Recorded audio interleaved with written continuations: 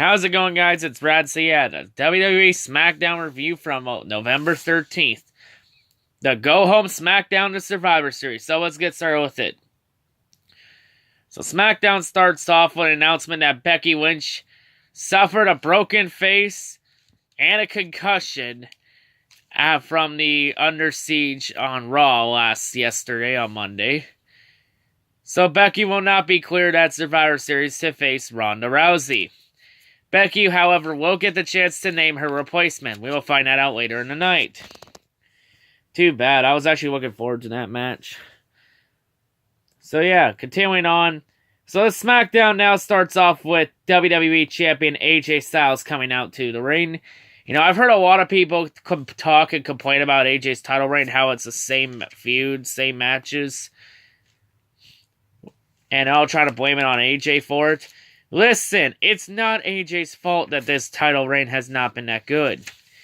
Alright, it's not AJ's fault that the company is a poorly run shithole that can't put together something good to save their lives.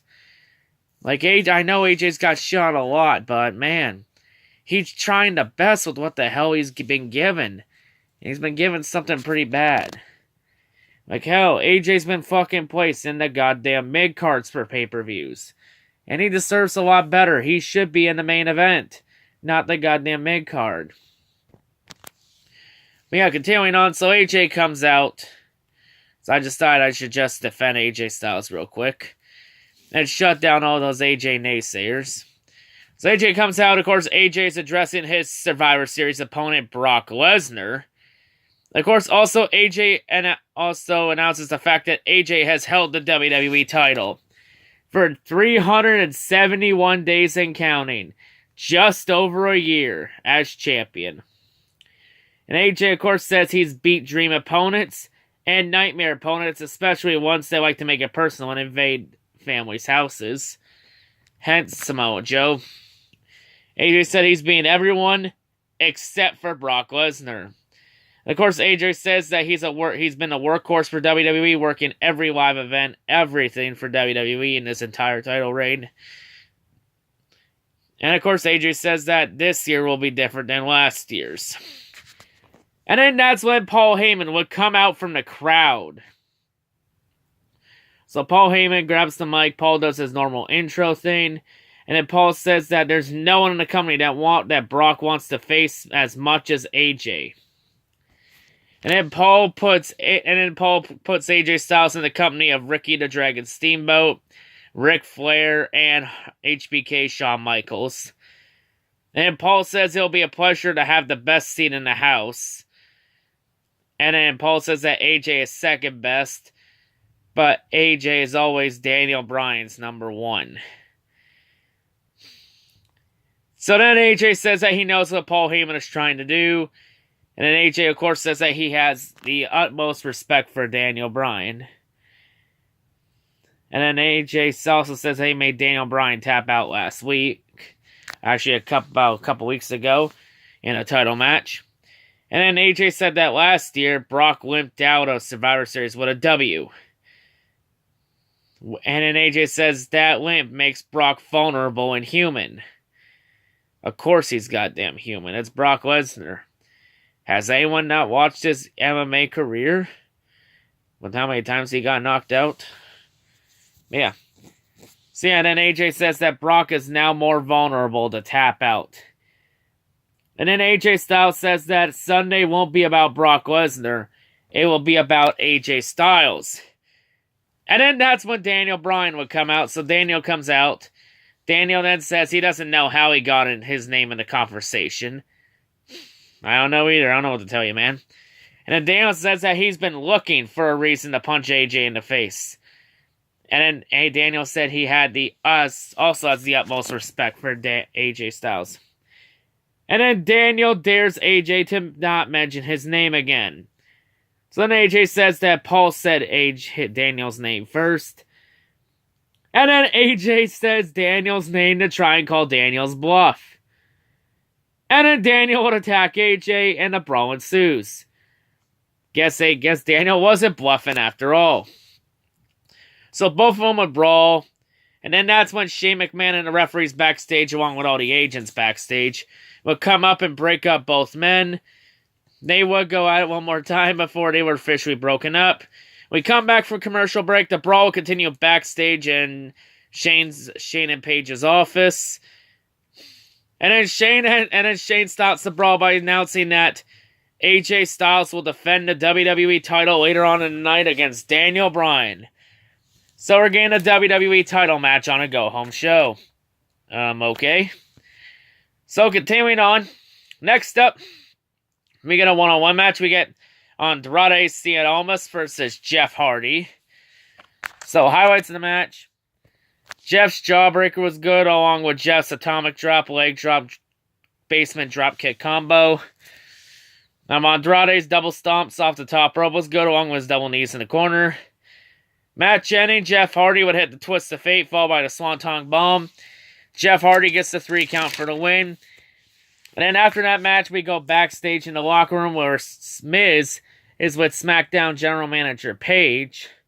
And then Paige tells Miz that since Daniel Bryan is in the WWE title match later on the night, Daniel has been officially removed off of Team SmackDown for Survivor Series, making Miz the sole captain of Team SmackDown. So then Miz, with his first order of business was that he would announce the 5th member, the new member. And that new member would be Jeff Hardy. And then Miz says that he then wants to have Rey Mysterio removed off his team to remove the Daniel Bryan stench. And then Paige would say that Miz may be the captain, but this is Paige's show. So then Paige makes an impromptu match between Miz and Rey Mysterio.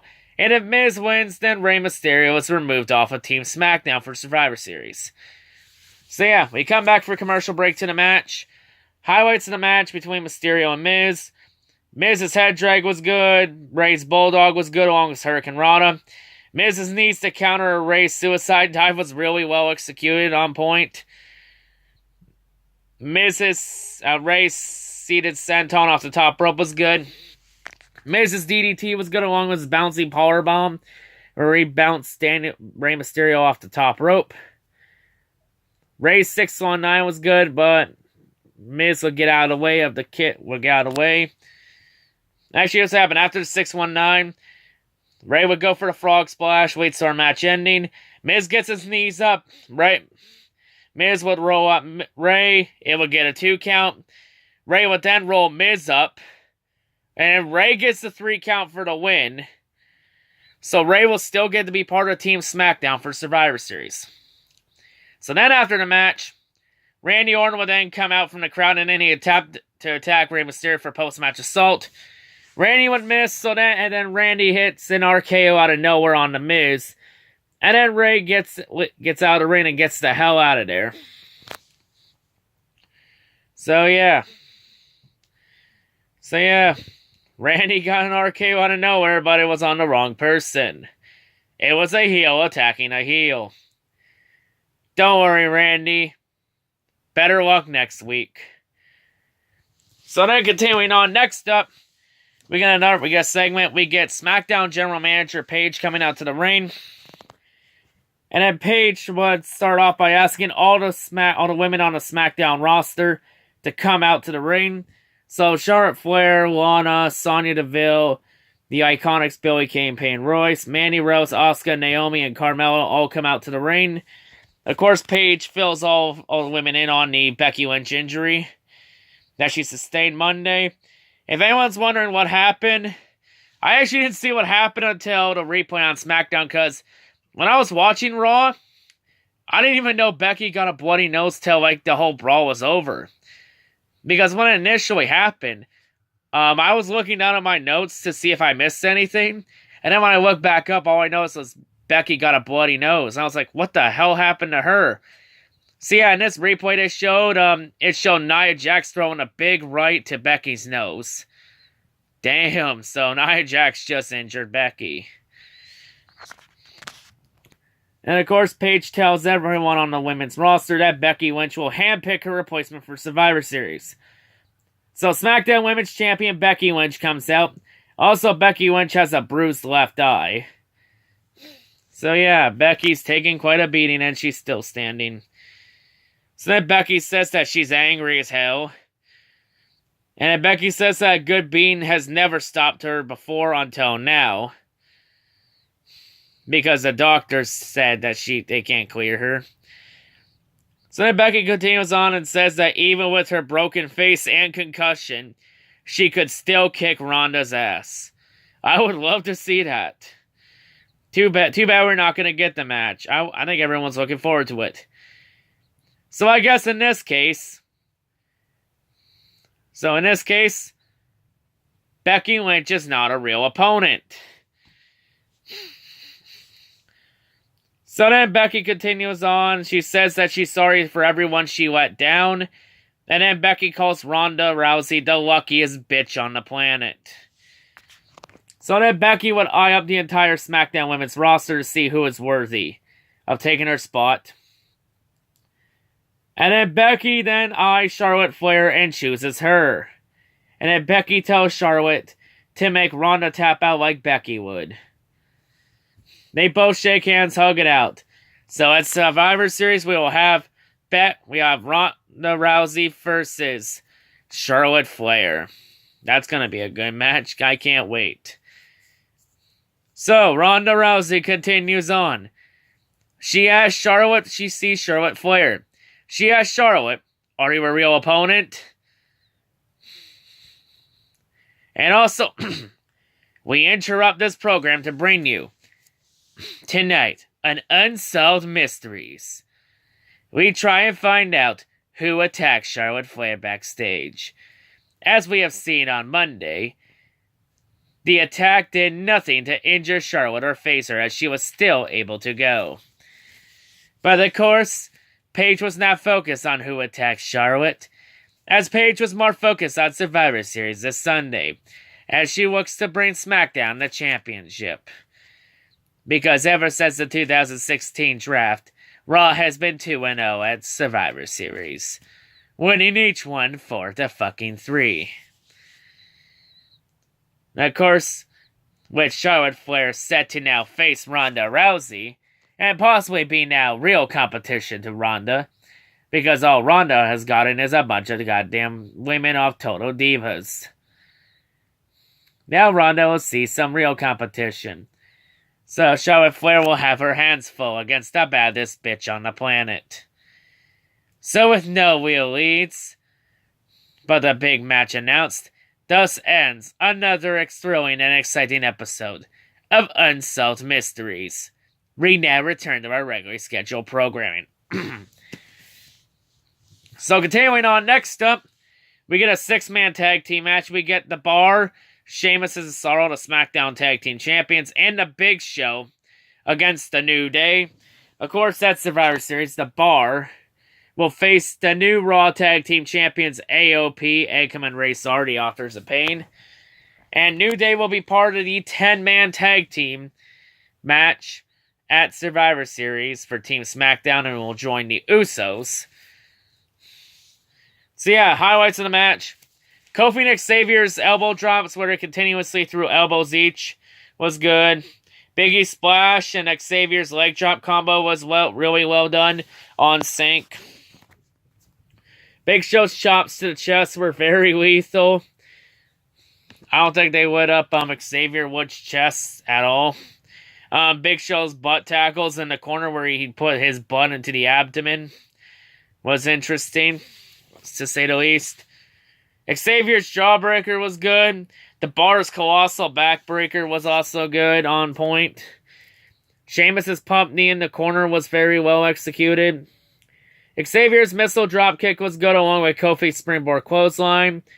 Cesaro's uppercut in the corner was well executed, on point. Kofi's crossbody off the top rope was good along with Sheamus's bro kick to Big E. Kofi's Showman of Paradise and SOS was good. Match ending, Big Show would tag himself in. Big Show would hit the KO punch on Kofi.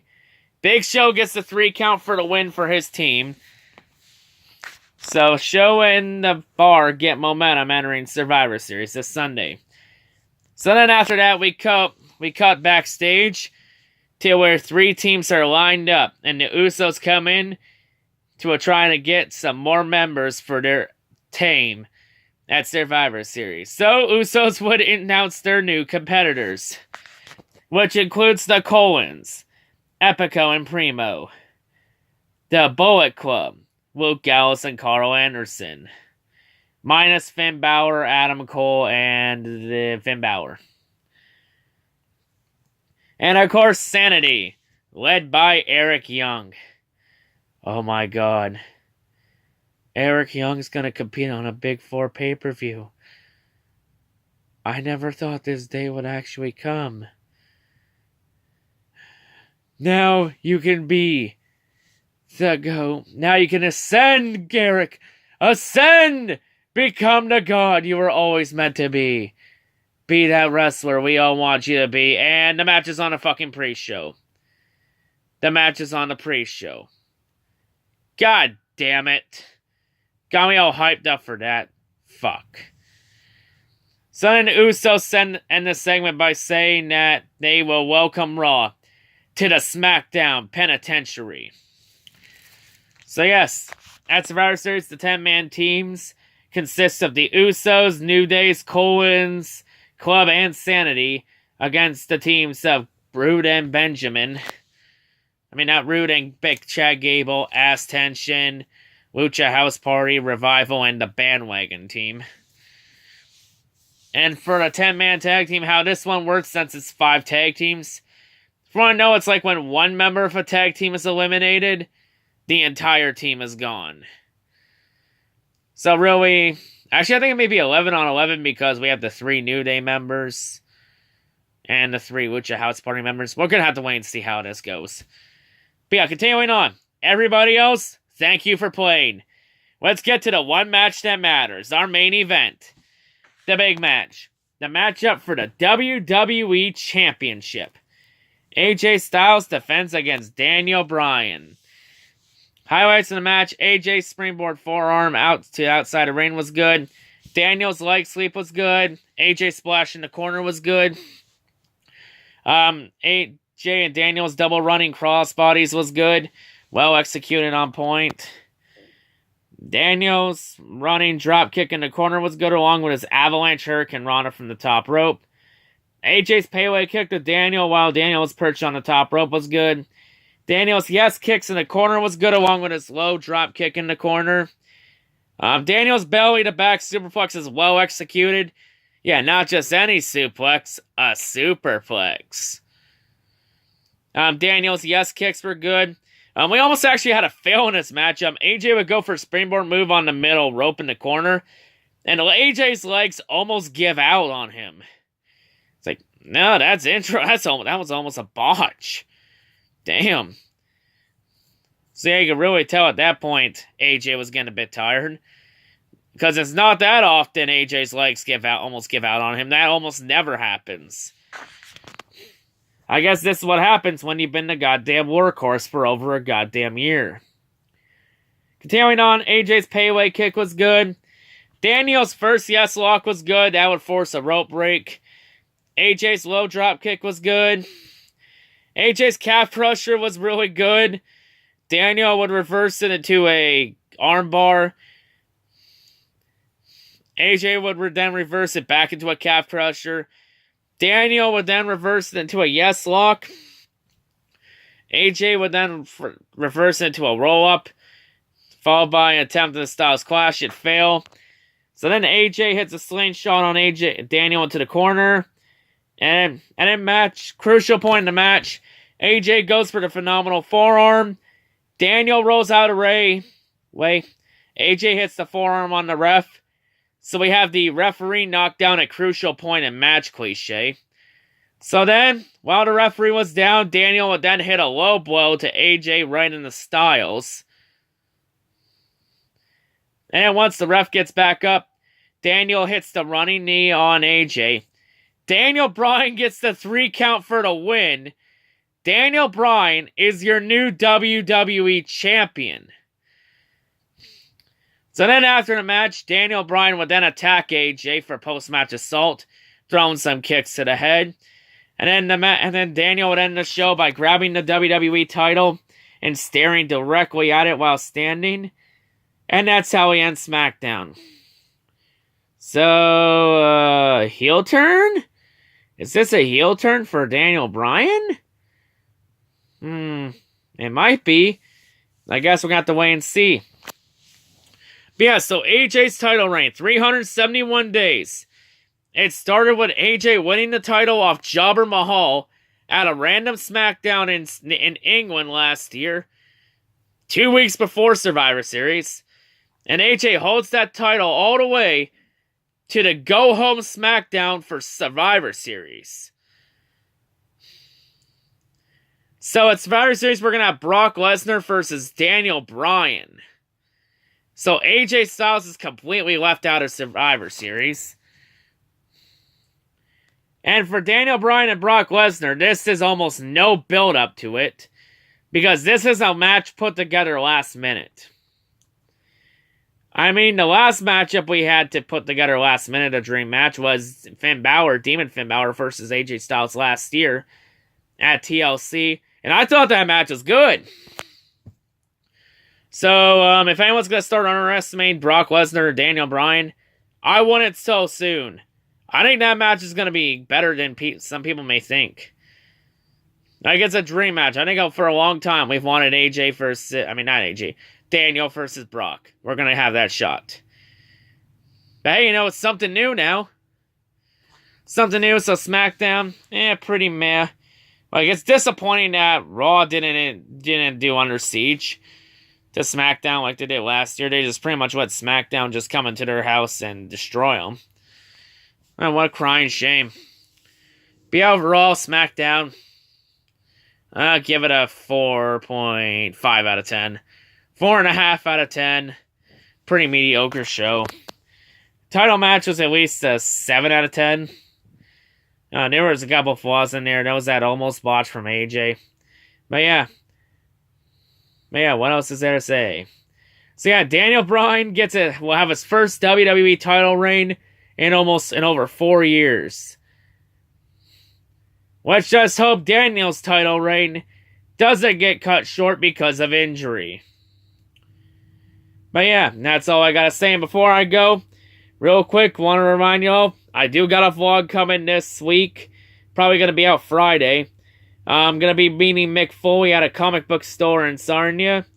Of course, gonna get that Mick Foley pop figure if I can point at it.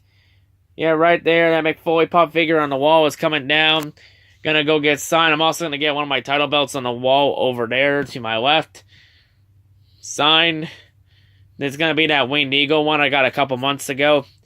So yeah, we're gonna get a title belt signed and a pop figure signed. So yeah, I'll have that vlog up and some good shots. So yeah, you got that to look forward to. But yeah, that's all I gotta say. Hope everyone has a great day, and yeah, peace out.